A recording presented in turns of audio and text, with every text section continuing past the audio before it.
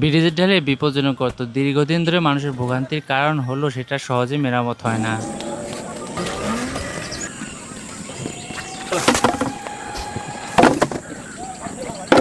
জমে থাকা আগাছার কারণে গর্তটি দেখা যায় না, এরপরও কারো ঘুম ভাঙে না।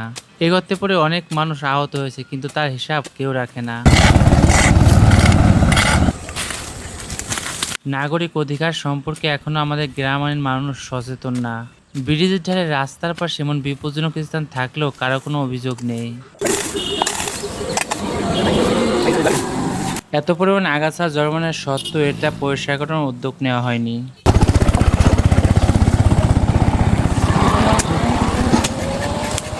তাই নিজের উদ্যোগে এই কাজগুলো করার চেষ্টা করে, যাতে মানুষ সচেতন হয় এবং উপকৃত হয়। দেখুন, পরিষ্কার শেষে মেরামতের আসল কাজ শুরু। ভাঙনের পাশে প্রথমে বাঁশ দিয়ে বেড়া তৈরি করি, যেন বালির বস্তা ফেললে এই বেড়ায় আটকে থাকে।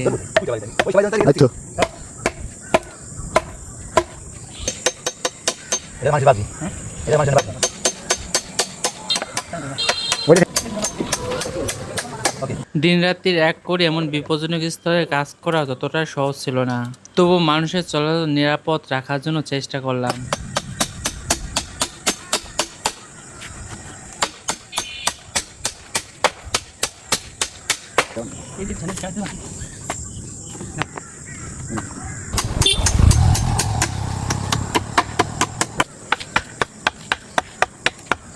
আমি কোনো কাঠমিস্ত্রি অথবা রাজমিস্ত্রি নই, সাধারণ নাগরিকের মতনই আমার চলাফেরা।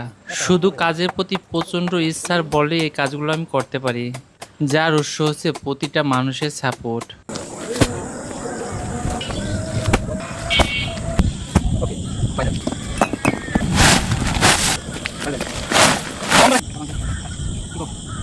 লোকবলের অভাবে কাজটি 2 ধাপে সম্পন্ন করলাম। আজকে কাজের প্রথম ধাপ। এমন ব্যস্ত সড়কে রাতের বেলায় কাজ করলে কিছুটা স্বস্তি আসে, তবুও গাড়ির চাপ কিছুটা তো থাকেই।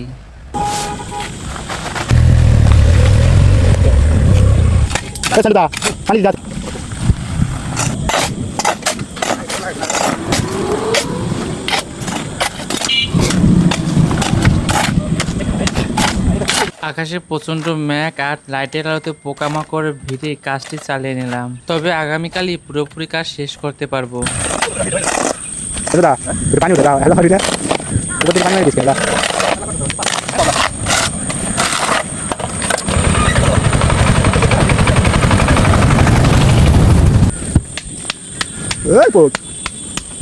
কাজটি ভালো লাগলে অবশ্যই সাপোর্ট করবেন।